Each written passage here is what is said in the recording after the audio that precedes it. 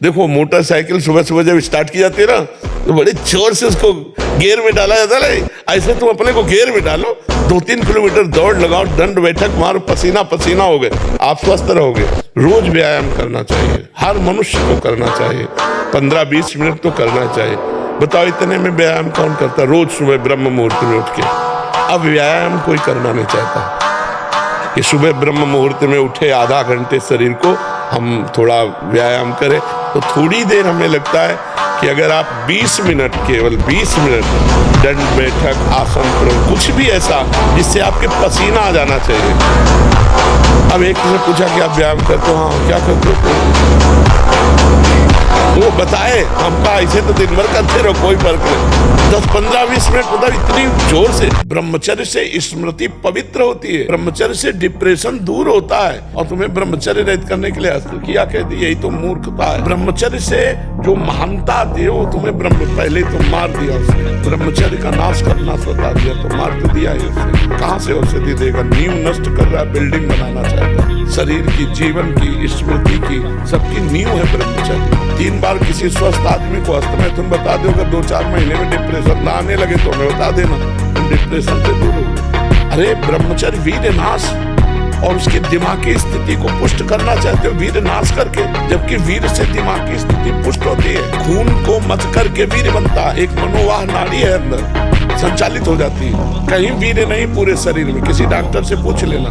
जैसे पित्त की थैली, ऐसे कोई वीर की थैली नहीं है। वो रक्त को गर्म करके तत्काल वीर बनाती है। जब हम काम चिंतन करते हैं या हस्त मैथुन आदि के द्वारा अपनी जनेंद्री को गर्म करते हैं तो मनोवाह नाड़ी संचालित हो जाती है, पूरे खून से निकालती है वो पूरा सप्तम धातु वीर को। दिन में 3 बार, मतलब गजब कर दिया। अब क्या जीवन रह जाएगा? जब हम काम का चिंतन करते हैं वही हमारा सर्वनाश का कार्य बन गया। बहुत ध्यान से सुनो। कोई चित्र, कोई सिनेमा, कोई मोबाइल से गंदी बात या किसी जीव को मैथुन करते हुए देखना और उसका चिंतन करना, ये पहला मैथुन हुआ। अष्ट मैथुनों में एक में पतित हो जाएगा। चिंतन बना तो हो गया, पहला मैथुन हो गया, उसी से आप पतित हो जाएंगे। नहीं नहीं, ये बुद्धि की कमजोरी है। ये केवल डरा रहा है आपको, ऐसा महसूस करा रहा है मैं इस भोग के बिना, इस व्यक्ति के संयोग के बिना, इस व्यसन के बिना, इसके बिना हम नहीं रह सकते। ये आपकी भूल है, भूल। आप असंग हो, आपको किसी की जरूरत नहीं। आप थोड़ा तो समझिए, आप जिस समय अपने स्वरूप में आ जाएंगे तो कुछ है ही नहीं जो आपको परास्त कर सके। त्रिभुवन में कोई नहीं। अगर आप सत्संग की बात को पकड़े तो मंगल हो जाए। सिंह का बच्चा सिंह ही होता है, सिंहार नहीं होता। बांध लंगोटा बचा के इंद्री कभी न देखा पर नारी, भिक्षा के टुकड़े खा करके तब चढ़ी धर्म की तैयारी। हम लोग कहीं ना कहीं से टूट गए हैं, इसीलिए हमारी हालत ऐसी हो रही, नहीं होना नहीं चाहिए। जीवन में ब्रह्मचारी को कभी भी सानिध्य प्रगट में या एकांत में काम संबंधी चेष्टाओं का नहीं करना चाहिए। बिल्कुल किसी भी बहाने से संभाषण, किसी भी बहाने से स्पर्श, किसी भी बहाने से चित्र आदि देखना। वो आजकल मोबाइल भी होते हैं तो मोबाइल आदि में, क्योंकि कामोत्तेजना जब चढ़ती तो वही विषय हमें अच्छा लगता है, तो उस विषय का किसी भी तरह से हम पोषण न होने दें। ये पक्की जीवन की बात समझ ले। अगर ब्रह्मचर्य रहना है तो विपरीत आकर्षण जो हो रहा है उससे हमें दूरी बना के करते हैं। सात्विक आहार करें, जो ऋतु की सब्जी है उसी का प्रयोग करें, ऋतु के फल का ही प्रयोग करें, जो ऋतु का नहीं है उस फल का प्रयोग न करें, जो केमिकल आदि डाल करके बहुत महीने 2 महीने 4 महीने तक बाद में भी चलाए जाते हैं। अब जैसे ऋतु नहीं है किसी फल का, वो फल है तो वो हमारे योग्य नहीं। ऋतु का फल भले हो, जिससे आंवला या कोई भी ऐसा आपको खट्टा नहीं लग रहा, तो आपके ब्रह्मचर्य की हानि नहीं हो, क्योंकि ऋतु का फल है और प्रकृति वैसे देती जैसे शरीर की आवश्यकता होती है। तो कोई भी फल या कोई भी सब्जी ऋतु के अनुसार पाए। ऋतु के प्रतिकूल कोई भी सब्जी जो क्या कहते हैं, कोल्ड स्टोर में है, हाँ कोल्ड स्टोर, उसमें रखने वाली ना पाए, मतलब ताजी जो ऐसा। खेल में तो तभी मजा आता है जब उसमें कठिनता हो। क्यों? सच्चा खिलाड़ी वही अगर कुश्ती लड़ने में सामने वाला योद्धा कमजोर हो तो कहता है यार काय को पूरे, मतलब अपने से स्वभाव से लड़ने में अच्छा लगता है सूरवीर को।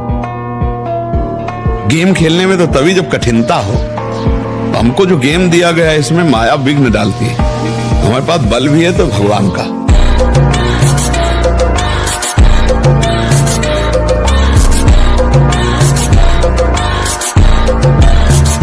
तुम्हारे रोग निवृत्ति के लिए तुम्हारा ब्रह्मचर्य बहुत बड़ी औषधि है।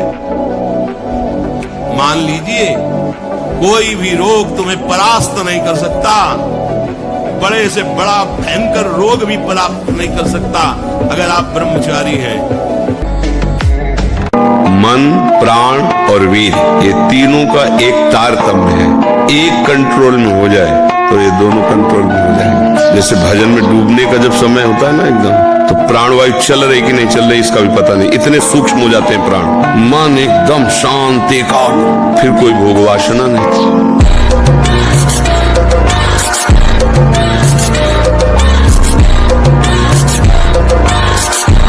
40 किलो अन्न पचाने के बाद वो जब ठीक से पच जाएगा तो एक बार जो आप हस्तमैथुन करके वीर्य नष्ट करते हैं वो, और आप दिन में 4 बार करते हैं, आपकी हालत क्या होगी। और यही नहीं है कि इसमें केवल पुरुष ही, साहब चाहे बच्चा हो चाहे बच्ची हो, जो इन गंदी आदतों को स्वीकार करेगा वो नष्ट नहीं हो जाएगा, क्षमता नहीं रह जाएगी। चाहे आप जिस अवस्था को, व्यायाम जरूरी है, तुम्हारी इच्छा ही खत्म हो जाएगी हस्तमैथुन करने की। लगाओ जरा दंड बैठक लगाओ, इसको वश में करना होगा। और हठीला है और बहुत ही हठीला है। अगर ये ठान लिया कि वो चीज हमें चाहिए, अभी 1000 बार आपके सामने रखेगा वो चीज चाहिए, वो चीज आप कहोगे नहीं, अब इतनी व्यथा पैदा कर देगा कि आपको लोग दे दो यार तो शांति हो जाएगी। मैं देख लूं तो अच्छा है, ये भोग लूं तो अच्छा है, बस वही फिसल जाता है। और जो भजनानंदी है, राधा राधा राधा, नहीं ये भोगना नहीं, राधा राधा राधा राधा, फिर इसकी चल नहीं पाती और वो धीरे धीरे वश में होने लगता है।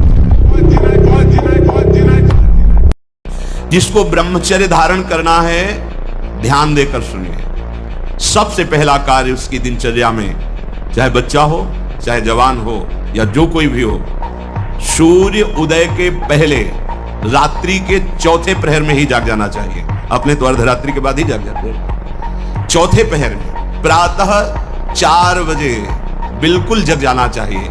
और जो 8-10 बजे तक सोता है वो कोई भी हो, ब्रह्मचारी रह ही नहीं सकता, ब्रह्मचर्य रह ही नहीं सकता। वो स्वप्न दोष का शिकार होगा, वो नाना प्रकार की कुचेष्टाओं का शिकार होगा पक्का। क्योंकि बुद्धि को सत्य प्रकाश की तरफ प्रेरित करने वाले भगवान भुवन भास्कर हैं। वो पधार रहे हो, आप सो रहे हो सैया पे, आपकी आयु, श्री, कीर्ति, बल सब नष्ट होगा।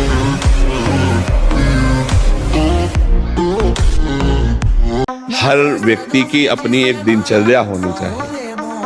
ऐसा नहीं कि आज हम 4 बजे उठे, कल 7 बजे उठे, पर फिर मन को आप कंट्रोल नहीं कर पाएंगे। मन के लिए एक दिनचर्या होनी चाहिए कि हमको 10 बजे सोना है, 4 बजे उठ जाना है, तो फिर 4 से 4:15 नहीं होना चाहिए, 4 बजे उठ जाना, ऐसा नियम बना ले। और उठ करके हमको थोड़ी देर नाम जप करना है, थोड़ी देर हमें वाणी जी का गायन करना है, थोड़ी देर हमें ध्यान, एक अपनी दिनचर्या। फिर हम अपने संसार के कार्य के नियम, जो संसार के कार्य हैं, उनको भी करते हुए भगवान को समर्पित करें। तुमने बहुत ब्रह्मचर्य नष्ट किया है, अभी तुम्हारी छोटी अवस्था है और तुम्हारा थर्मामीटर चेहरे का बता रहा है कि तुमने बहुत ब्रह्मचर्य नष्ट किया है। नाम जप करो, दंड बैठक मारो, 1-2 किलोमीटर दौड़ लगाओ और दिन भर कार्यरत रहो। सोचने का समय मत दो गंदी बातें सोचने का, और जब गंदी क्रिया करने का मन हो तो ऐसे नहीं नहीं, राधा राधा राधा राधा, तो कुछ समय बाद धीरे धीरे अभ्यास छूटता जाएगा। अभ्यास स्वाभाविक जैसे स्वप्न आदि दोष हो जाते हैं, उसको नहीं माना जाता। जब किसी क्रिया या सहवास आदि तो उसे ब्रह्मचर्य कहा जाता है। तो आप बच्चा सुधरो तभी सुधर पाओगे, निराश तो होना नहीं। एक बार छलांग लगाई, 4 महीने गए, एक बार लगाओ 6 महीने पहुंचो, फिर दूसरी बार 8 महीने, फिर साल भर, निराश तो नहीं होना ना। क्रोध तो तब आए जब हम अच्छे हों और सब लोग बुरे हों, तो बुरे ऊपर क्रोध आता है ना। तो अगर लौट के देखो तो हम बुरे हैं, इसीलिए तो क्रोध आता है। आप देखो ईमानदारी से, बचपन से, जब से याद है तब से अब तक, क्या आपने सब काम सही ही किया है क्या? तो फिर हम दूसरे पर क्यों क्रोध करें? अंदर से हम क्रोध ना करें।